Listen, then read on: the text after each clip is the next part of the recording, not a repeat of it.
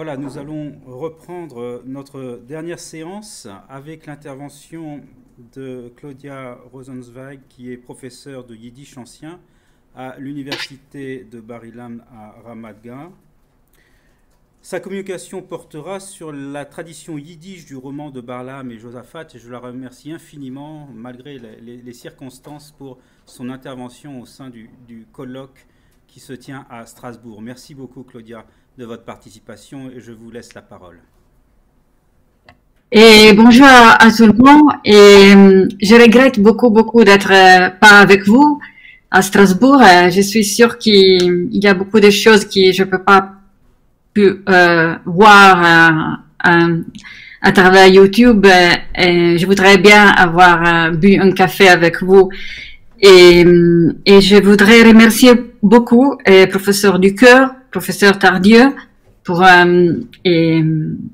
m'aider et comment on dit, me laisser participer comme ça. Et bien sûr, je voudrais aussi remercier Madame Cecilia Landau, parce que dans ces 2 jours-là, nous sommes été dans un contact très fort, et vraiment, je la remercie beaucoup pour son aide. Et comme ça. Et moi, je vais maintenant parler en anglais. And I have to say that it's interesting to be the last one, because a lot of things have been said already, so there is no need to tell them again. Part of what I will say is in a way, it's a continuation of what said by Madame Professor Coste-Tardieu and Jessica Andrus. That is, we are talking about a version where there is a universalization of the topic. But let's get to the texts themselves.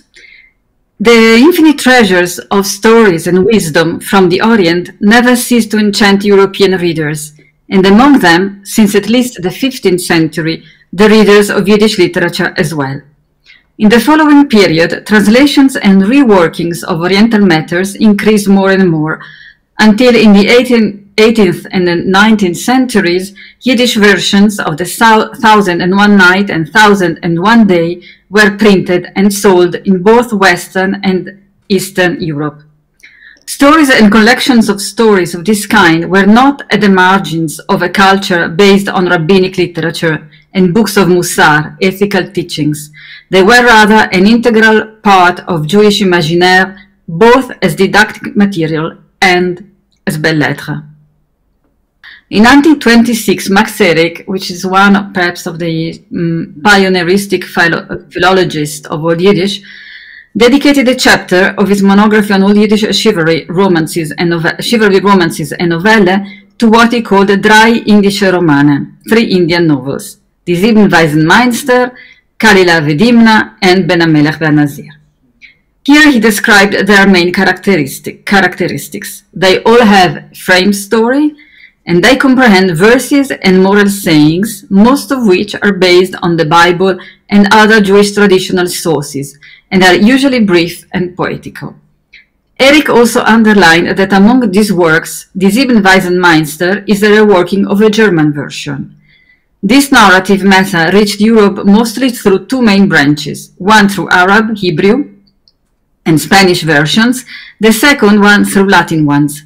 And the German versions, which appear since the 16th century in prints as well, are connected with this second Western tradition, and the Yiddish rewritings depend on them. Similarly, the Yiddish Kalila Vedimna, extant in a single manuscript of the 15th and 16th centuries, is also a reworking of a German version. Antonius fand vor das Buch der Beispiele der alten Weise, which at its turn is connected to the Rectorium Vitae Humanae by John of Capua. Ben Hammelekh vehannazir instead entered into Yiddish literature as a reworking of a Hebrew work, and the version by Avraham ben Shmuel ha-Levi ibn Hasdai, who lived in the 13th century in Catalonia. About this text we heard already from Jessica Andrus. Max Erich used to classify works of old Yiddish literature on the basis of their sources, mainly Hebrew or not Hebrew, Jewish or not Jewish. He did it with the chivalry genre and also with this above-mentioned Indian novels. Still, to Erich's argument on the sources of these three works, it could be added that hammelekh vehannazir cannot be defined as a collection of stories with a framed story as the others are, easy to adapt from one culture to the other. Barlaam and Josaphat, for instance, was conceived as a mainly religious text, even if containing entertaining stories. And the European versions, which circulated in the Middle Ages, became profoundly Christian. Max Müller already said the real object of the book is to give a simple exposition of the principal doctrines of the Christian religion. On the opposite front, the Hebrew version, as it has been suggested, is not a correspondently Judaized version. It is instead universal and does not go into the differences between Judaism, Islam, and Christianity. And as we heard in the lecture by Marie-Pierre Costet-Tardieu, this is probably a characteristic derived from the Arabic Islamic tradition. Secondly, the Hebrew text is not anonymous or ascribed to otherwise unknown writers as Kalila Vedimna and such text. Instead, it is rather a complex literary work of an author who was a philosopher, a poet and translator of philosophical works, and who, on the basis of an Arabic source, composed an outstanding book, both from the perspective of the style, the makama, and the content. This is the book which reached Yiddish culture. The older known Yiddish version of hammelekh vehannazir, it's what you see here, it's a page from that, Der junge König und der Geistlich, or The Prince and the Hermit, survived in a manuscript kept in the Bayerische Staatsbibliothek in Munich, and you find in the abstract of my lecture the details. According to the watermarks, the manuscript is dated between 4060 and 4090 and includes in its second part a rhymed version of the Book of Esther. The manuscript is unfortunately not complete. The part which survived is the one which corresponds to chapter 9 following, yes, of Hasdai's work, and continuing to the end. We have to remind that the Hebrew work is divided in most versions that we know in 35 gates or chapters. So the text, even if it is fragmentary, consists of more than 5,000 lines. The Yiddish version is surely a translation of or a rewriting of the Hebrew version of hammelekh vehannazir. In the above-mentioned book from 1926, Erich described the manuscript and made a general comparison with the Hebrew source, indicating that sometimes the Yiddish poet left out difficult parts.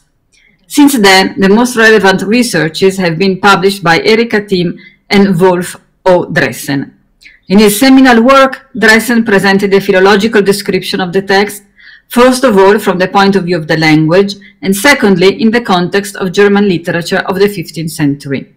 Finally, he brought some textual examples with a rich linguistic commentary. He also highlighted some important characteristics of the Yiddish version. The Yiddish versions, as it has been stated also by another scholar, and the German contemporary ones are independent. The didactic elements are dominant, and at the center of the focus in the Yiddish version is the content of the teaching, not the characters, which remain anonymous, also as it has been already said. A comparison between the Hebrew text and the version of the Yiddish manuscript inspires, first of all, admiration for its author, for his deep knowledge of Hebrew and its rich and complex poetical language. As already mentioned, hammelekh vehannazir, Ibn Hasdai's philosophical literary work, is composed on the model of the Arabic makama, a literary genre of rhymed prose interspersed with short, mono-rhymed poems attested in Hebrew since the end of the 12th century. Any translation of the text in another language would present a challenge, and the anonymous Yiddish poet proved his ability in creating a highly literary version, the rhymed prose and short poems of the Hebrew source. As Eric argued, the manuscript is a real treasure from the point of view of linguistics and literary history, a great document of all the Yiddish literature. Since there is neither a critical edition of Ibn Hasdai's Hebrew text to date, nor a complete bibliography of the manuscripts, it would be impossible at this stage of research to know which version served as the source of the Yiddish version kept in this manuscript in Monaco, in Munich. This is one of the problems that we have, and that brought me also to give, first of all, a descriptive part in my presentation today. We still don't have critical editions of several very important medieval works. So we are working now, I'm talking about texts that have not been edited yet, and I hope they will be in the future. It would seem probable that different versions with some textual variants circulated in the various geographical locales where Jews lived in the Middle Ages, including the German lands where Yiddish was spoken. I needed two manuscripts of the text, both dating to the 14th and 15th centuries, and written in Ashkenazic script typical of Jewish scribes in Germany, attest to the interest Ibn Hasdai's work found in Yiddish-speaking communities.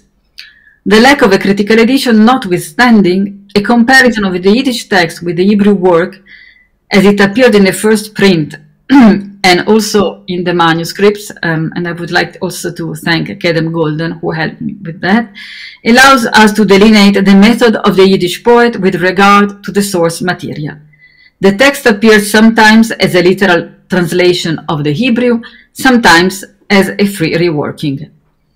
Even if it would be almost impossible to know which version of the Hebrew text served as the source of the Yiddish ben hammelekh vehannazir, as probably different versions of it circulated, a comparison of the Yiddish text with Ibn Hasdai's work, as it appears in the first print, and with two manuscripts of the same work in Ashkenazi script, allows to notice that the Yiddish rewriting appears sometimes, as I said already.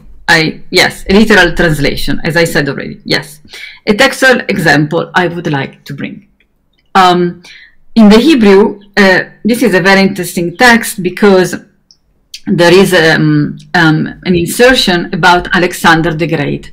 Alexander the Great, is in the Jewish tradition a very important figure, and there is a lot of literature, both stories and also the romance of Alexander in Hebrew and in Yiddish, and so probably he was very much known. In this story includes a memento mori, but here we can see how the text was reworked. So this is, I would say, a proposal of an English translation, and the sages said, says the Hebrew, when Alexander stepped up to the dais to speak to the heads of the assembled the common people, and Aristotle, his teacher, stood to his right, opened his mouth, and said, worshippers of God, be at all times as those strangers or wayfarers. And the Yiddish, you can see that it's a bit different, because it is said that Alexander received his power, and this is not said in the Hebrew. He began to admonish the common people, and he had Aristotle, his master, close to him, and again Aristotle stood by him at his side, and so on. And then there is really a different, you should be, says the Hebrew, all times as those strangers or wayfarers. In the English and the Yiddish, it's written like that: you worshippers of God, his beloved children, compare the time to a boat in a big wind, and to one who strolls to a big city. He must become tired and exhausted. Well, it's well, I forgot the line. Okay, and but you have it in the abstract, and he also needs to arrange to devise food to devise food. And then again, okay, there is the part, I will go further down, in which, and the sages said, you see all kind of, okay, sorry, yeah, something, okay, yes, this is one. This is the part about the memento mori, yes, and in this part it's also evident how the work is a translation but also a reworking. You see, where is Adam, father of the first and the last?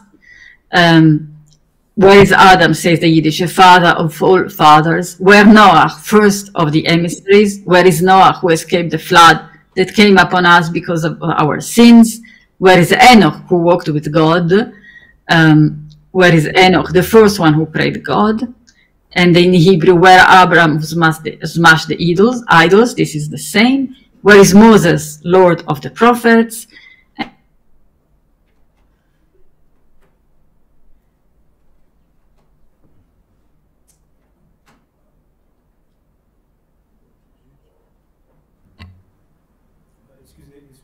Excusez-moi, Claudia, vous pouvez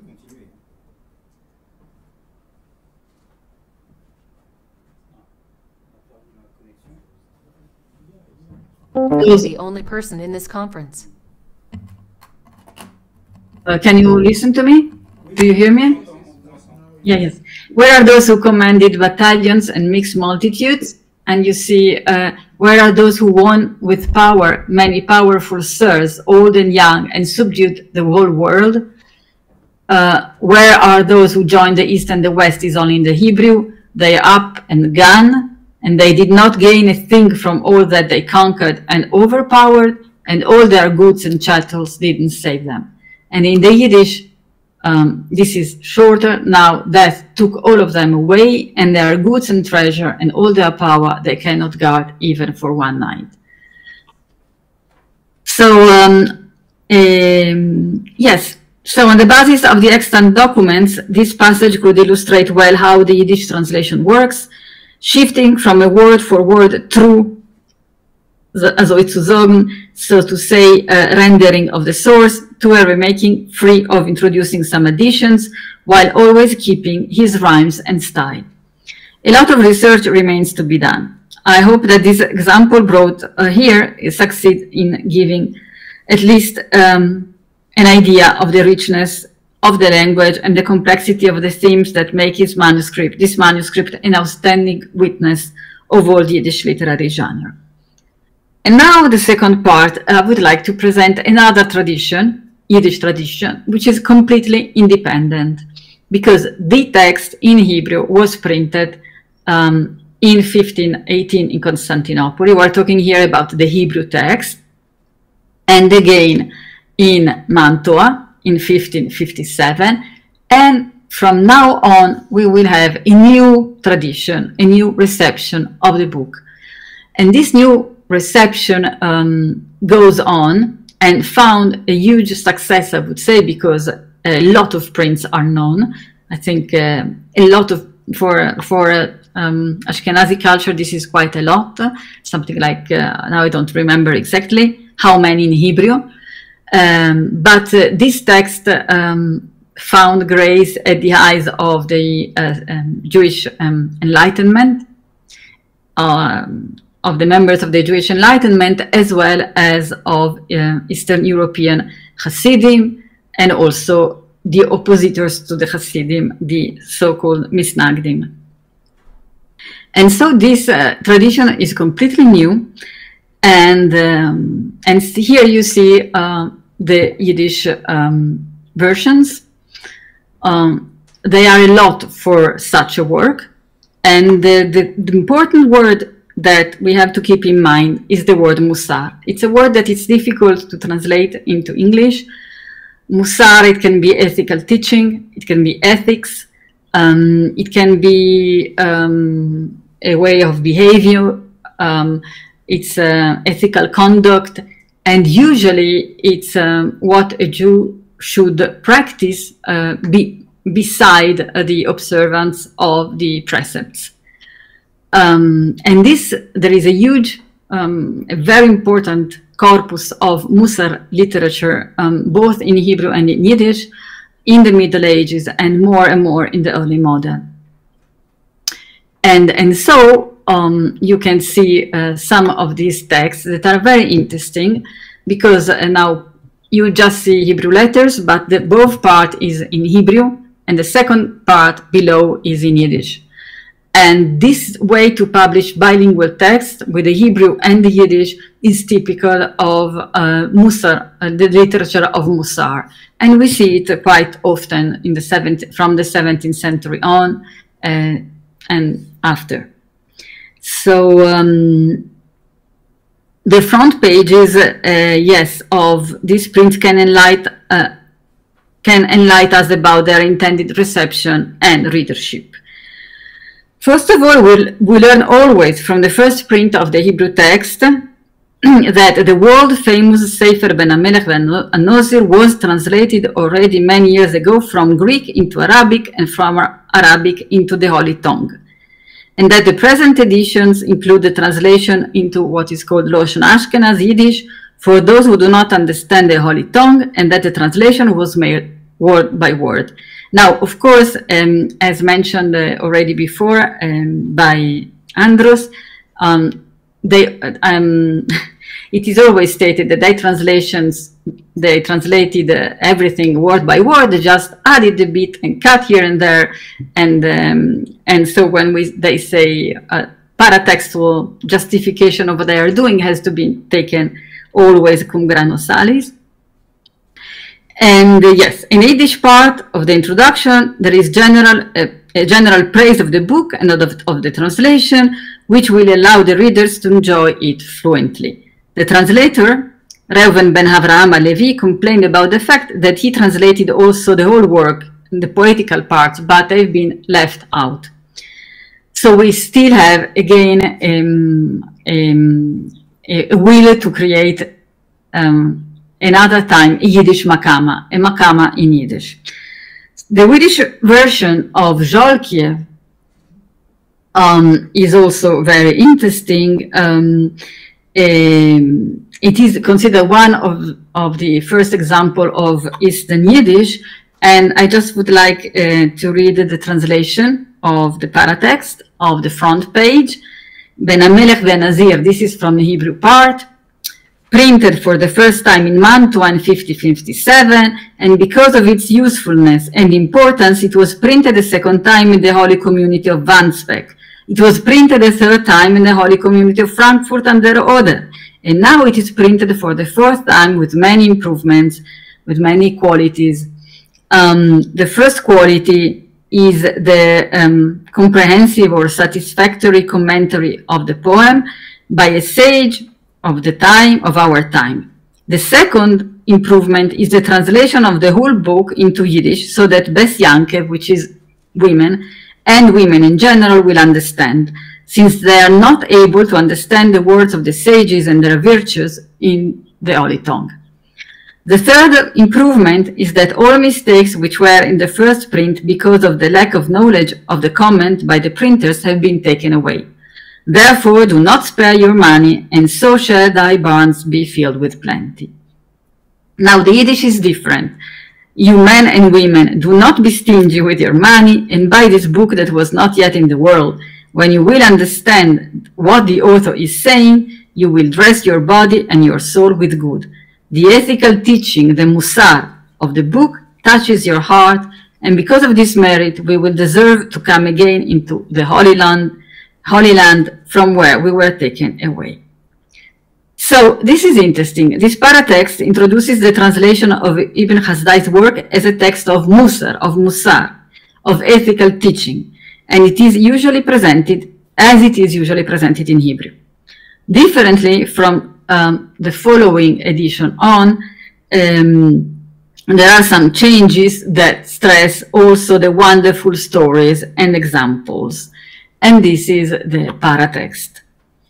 The Holy Honorable Book has been translated by the godly man, Agaon Rabbi Avraham ha-Levi, Ben Rabbi Hasdai Zal. The book has been printed many times in the Holy Tongue, and this is interesting because this gives apparently a justification. Yes, the paratext wants to give the idea that this text has an authority. It is translated. It has been printed several times, and so again, this in the text quoted before, this idea of giving the list of former prints. In the book is told how a nazir, and I will come back to this term at the end of the presentation. This means a godly man who is separated from the pleasure of these worlds, has learned with the ben melech, which is a prince, great ethical teachings and wisdom, fear of God and good virtues. As well are told wonderful stories and examples, and so that each one should understand, I printed this holy book in Yiddish. Therefore, who is the man who desires life? The man who wants to live in the world with spiritual pleasure and wants the eternal life of the world to come should learn this holy book diligently or assiduously. His eyes will shine when you will understand his words with the whole heart. You will dress and adorn your body and soul with good deeds, since the ethical teaching touches the heart and teaches the man that he should not lose, God forbid, the world with folly, and should conduct himself on the path of truth and rightfulness. Because of this merit, we will deserve long life, and sons and sons of the sons which are occupied with the ture, with the Torah and precepts, and for all the success and blessings and salvations and consolations of the whole Jewish people. Amen. So this sort of advertisement of the content of the book increased in the following version, yes, which is Warsaw print, where the informations about the translation, again, the Hebrew being a translation of Greek version, and former, as in former prints, is missing. Here it's just written like that. The Holy Honorable Book has been translated by the godly man Hagaon Rabbi Avraham ha-Levi Rabbi Hasdai. It doesn't say from the Arabic. In the book it is told as a nazir, a godly man which is separated from the pleasures of this world, learned with the ben melech, and so on as it was before. So I would like to give you now a few remarks. I think I have 5 minutes more. So Haberman, in his edition of 1950, defined Ben HaMelech vehannazir by Avraham ibn Hasdai as one of the most popular books of musar. Indeed, since the 15th century manuscript up to the printed editions of the beginning of the 12th century, the main reception of this work in Yiddish literature is that of wisdom literature and ethical teaching, rich in philosophical and universal thought. That is why it would not be exact to include the Ben HaMelech vehannazir in the same genre of collections of stories as Kalela V'Dimna. In Hasdai's work and in the Yiddish rewritings, the frame story is clearly didactic, and its weight is predominant in comparison with the narrative parts. It can be stated that generally what is in Ibn Hasdai's work is also in the Yiddish reception of it, not bellettre tout court, but rather the authorial work of a philosopher whose rewriting of the stories of Buddha through a long chain of transmission are connected to his Weltanschauung, to his faith in the only God, to his wise and calibrated distance from the pleasures of the world and the seduction of material wealth, to the maiotic mise en abîme of a teacher who, representing a wise spiritual man, instructing the prince, instructs the reader as well. The content of Ben HaMelech vehannazir appears thus to Yiddish readers very different from the well-known Yiddish musar bicher, books of musar, of ethical teaching, such as the Brandspiegel or Sefer Levtov, which refers mainly to an halachic frame, which means halachic means of the observance of the precepts. Present this could explain why most of the printed versions present Ben HaMelech vehannazir present Perhaps this could explain why most of the printed versions present Ben hammelekh vehannazir as already printed several times since Mantua and so on, and therefore as having a long established authority within rabbinical literature, indirectly suggesting that the circulation of such a work could have needed a justification. The Yiddish Ben hammelekh vehannazir is one that we saw in the manuscript, is one of the first literary works of Yiddish literature, and such it remains for centuries, the exceptional work of a cultured author for a cultured audience. About the later Yiddish printed versions, it must be said that the audience is already different. This work is read within a society in Eastern Europe, both, as I said, Hasidic and Misnagdic, which means of the Jews, the Jewish currents that were opposed to the Hasidim, to Hasidism, and in particular by the followers of Rabbi Salanter in 19th century, where the observance of the precepts is a given, and where there was a need for higher spirituality and conduct. At the same time, in all versions, it is always said that the source is Arabic and before that Greek. And I don't know if Arab and Greek sages learned from Moses and Solomon. Probably it is true, but it's not stated in the text. And this is something I wanted also to add to the former lecture. Therefore, the universality of the work is always underlined.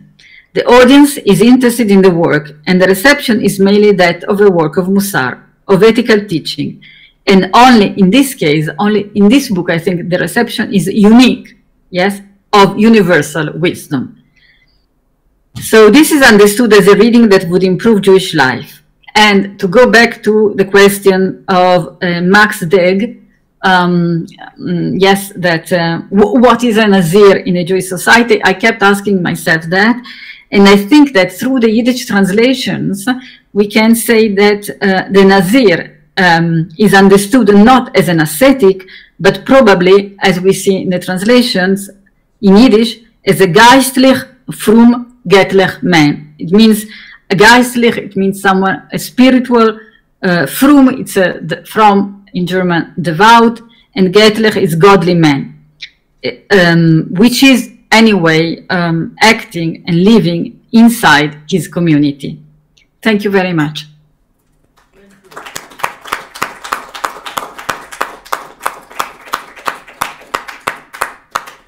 Merci beaucoup, professeur Claudia ROSENZWEIG, pour cette belle présentation au sujet de l'histoire rédactionnelle de la version yiddish, en partant de la période médiévale jusqu'à la période moderne, enfin contemporaine, en passant par la période moderne. Est-ce qu'il y a des questions sur, ou des remarques?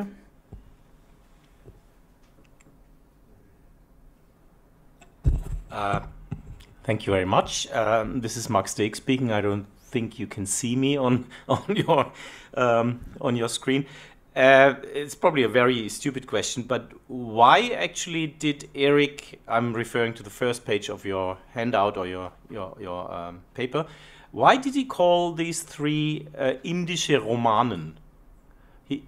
I mean, two of them are obviously, well, one of it at least is Arabic, one is called Greek. That was the text you were talking about, at least from the perspective of the text itself. Why would he call it indische Romanen? Yes, no, thank you for your question, because this is also something that I wanted to add to what has been said by my colleague who spoke about the Hebrew version. In the Hebrew version, it is said that the story happens in India. And I think this is very important. Now Eric writes with the knowledge of the beginning of 19th century, of 12th centuries. Yes, he writes in 1926, 1928, when he already knows about the story that is behind those texts. There was already research that demonstrated that Ben hammelekh vehannazir is basically the story of Buddha. It was already received. And so the same with Kalila Vedimna and the other stories. So this is why. But I think that the Indian presence is there in the Hebrew text, where it is said that this happens in India. The story takes place in India. The evil king is in India, and also the ascetic man, the Nazir, is in India. And so I think that both from the point of view of the text itself and later of the research of the beginning of the 12th centuries, it is clear that there is something Indian behind that. I think this is very peculiar and unique that we keep reading that Yiddish culture or Ashkenazi culture kept reading this text, which is about an Indian history transmitted, as it is said, through a Greek version and an Arabic version. It's a unique text. It's a really universal. Thank you. I don't know if I answered. Yeah, thank you. Est-ce qu'il y a d'autres questions, remarques? Oui, Jessica. Thank you, Claudia. This is Jessica. Hi. Hi. Okay. I have been there and talked to you. Yeah. Yes, I'm sorry to miss you very much. So I liked very much this detail of the early version that does not print the poetic sections, because and maybe you also, when you're skimming quickly to get the gist, I would find myself skipping those sections. But of course, that's only a temporary measure because they're really integrated into the writing itself. Just to bring an example from my own paper, there's a line that I quoted where the prince refers to he, and you wouldn't know who he was without the poetic section. So it's really integral. And I'm curious, it seems that the fact that the second printing restored the poetic sections tells us that their absence was felt. But I'm wondering whether you know of any criticism or any sense among the readership that it didn't make sense without those sections. Okay, thank you for your question. First of all, apparently the poetical parts have not been printed for economic reasons, because we are dealing with a publishing market which is quite poor. And so probably you also see there are not the beautiful printings that we've seen in older Yiddish texts. Yes, they are usually, probably there were even more printings that got lost because they are usually printed on very cheap paper and so on. So I don't know how I should check the edition and should check what they did inside. I'm not aware of what the readers said, probably, and so the real answer is I don't know. But it was done basically for economic reasons.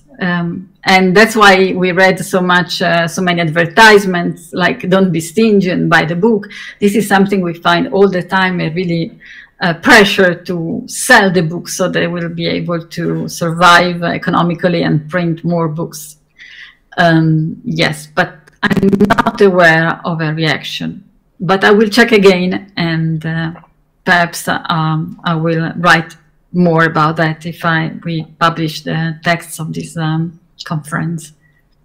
Thank you, and I hope to meet you sometime in person. Oh, I hope so as well. If I could ask just a follow-up question, sort of continuing along the same lines, it strikes me, and I'm just trying this idea out, I haven't really thought it through, but it strikes me that you could, if you were to separate, the poetic sections might have a quasi-liturgical value of their own, And I'm wondering if you know of any, you know, of the Hasidei Ashkenaz or any other sort of groups that might have taken to, you know, reciting or promoting the poetic sections for their own value. Okay, so you're asking now about the first version. Yes, the one that circulated in manuscripts in Ashkenaz in the 15th century or 14th century. Right. Yes. Well, again, I don't know. I never discovered such a thing, but the truth is that I don't know. I think, anyway, that the text, this is very important in the Hebrew text and also in the Yiddish one, as you said already, is not, is more philosophical than, even if it is within a Jewish culture, it is a philosophical text. It's a text which wants to teach through the makama, which means in a pleasant way, and also with the help of stories, something about philosophical wisdom. And I'm not aware of Hasidei Ashkenaz, which are the pietists of 12th century, to be interested in that. But as I said, I don't know, and I will check, and it's a wonderful question. Are you aware of such a thing, or? No, as I said, I was just kind of inspired to ask, since you presented this idea of, you know, leaving one part out and sort of separating them out. But I thank you so much for your paper and your responses. I appreciate them all very much. Thanks to you for your question. I didn't have good answers, but that you asked good questions. Oui, Gaga. Yes, thank you. Thank you, Claudia, for your interesting presentation. Just one question. You told the text declares it is an Indian history. And does the text says anything else about the origin of this history? And where it is declared in the beginning as a prologue, for example, or epilogue, or where physically? Okay. Thank you. Okay. First of all, I should check now the old text, but I'm talking about the Hebrew text, yes, now. So at the beginning, it is really said that, well, this is in the first gate, I think. It is said, yes, sorry, I'm looking for that. It is said that it is, yes, it is in the first gate, that there was a king in India. בארץ הודו באחת המדינות, היה בארץ הודו באחת המדינות. It was in the land of India, in one of the regions of the countries. מלך נבל, there was an evil king. And so this is the story. The story takes, and this is in the introduction of the author. Now I'm checking, I'm reading an edition which is based on the first print and a few manuscripts, yes. So it's not really critical editions, but again, these are in the second line of the text. So this gives the tone to the whole story, so that the reader believes that this happened, this took place in India. Yes. Thank you, thank you. I was interested just to know if it was a kind of title or just the beginning of the story. So as I can understand, it is the beginning, properly speaking, of the story. Thank you very much. It is written at the beginning, in the old days, at the beginning of the king of Mamlechet HaKadmonim, the kingdom of of the ancients. Yes, and this is so. It is put in an ideal, in a place which is far away, both from the point of view of time and both from the point of view of place. Thank you. Merci beaucoup. S'il n'y a pas d'autres questions, nous allons nous arrêter ici. Merci beaucoup, Claudia, pour votre intervention. Merci beaucoup. Merci. C'est un art difficile de conclure. surtout lorsqu'on est fatigué. Et que, bon, surtout quand on a entendu des communications aussi riches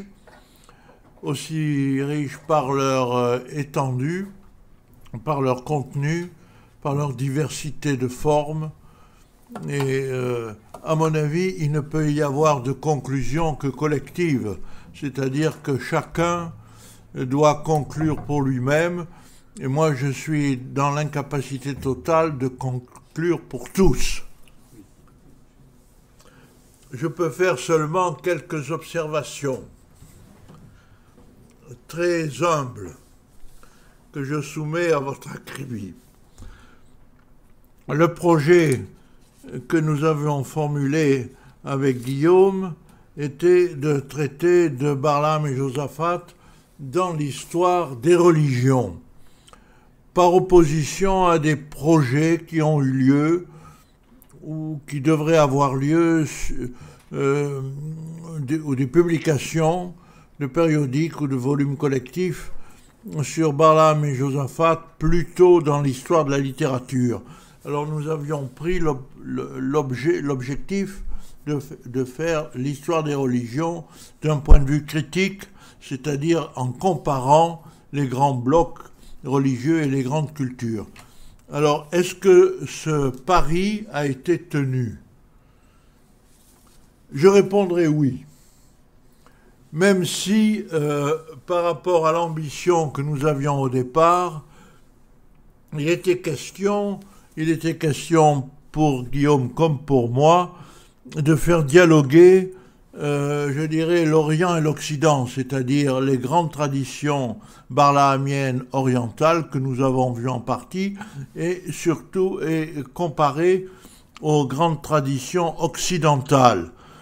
Et là, il nous a manqué, il faut le reconnaître, beaucoup d'intervenants, c'est-à-dire que des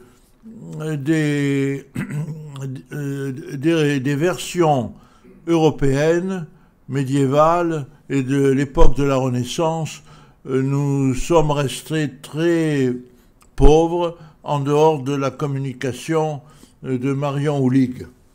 Et malheureusement, nous n'avons pu avoir des spécialistes des versions barlahamiennes du nord de l'Europe, Norvège, pense à la Norvège, ni du sud de l'Europe, autrement dit l'Italie et le Portugal, qui comportent plusieurs versions très très importantes européennes, ni de l'Italie, alors que dans tous ces pays, il y a des publications très remarquables au point de vue scientifique, n'est-ce pas, sur Barlaam et Josaphat.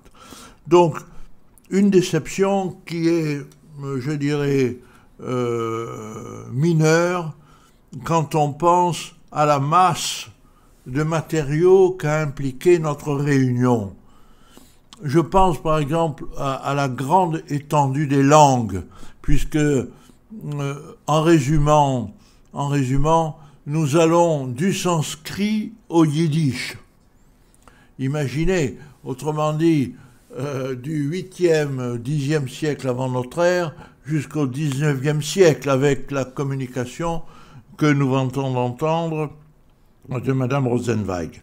Donc une immense étendue de langues qui importe étendue de culture, qui fait que je crois que notre projet peut être considéré comme réussi, bien que, je le regrette, il n'y ait pas de représentants des traditions européennes du Nord, ni à proprement dit du Sud. Alors, du point de vue des religions, le cycle barlahamien, tel que nous l'avons abordé, touche absolument à toutes les religions qui ont été présentées dans ce colloque, n'est-ce pas, le bouddhisme, bien entendu, qui est prioritaire, et il embrasse aussi bien d'autres religions, comme le judaïsme, l'islam, les courants mystiques musulmans, les courants philosophiques occidentaux et orientaux, le manichéisme aussi, qui a été traité un petit peu.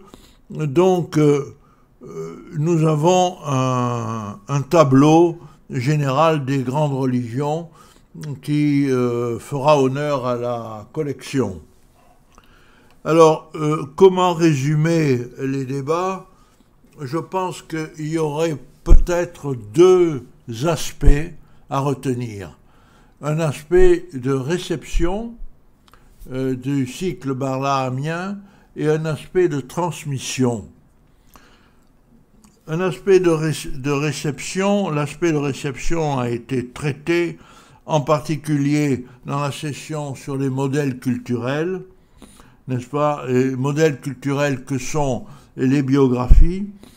Nous l'avons vu avec l'exposé sur l'iconographie dans les Jetaka bouddhiques, tout à fait remarquable de notre collègue, M. Bobé Arachi. Et puis, bien sûr, des traditions littéraires et religieuses que Max Deeg nous a exposées.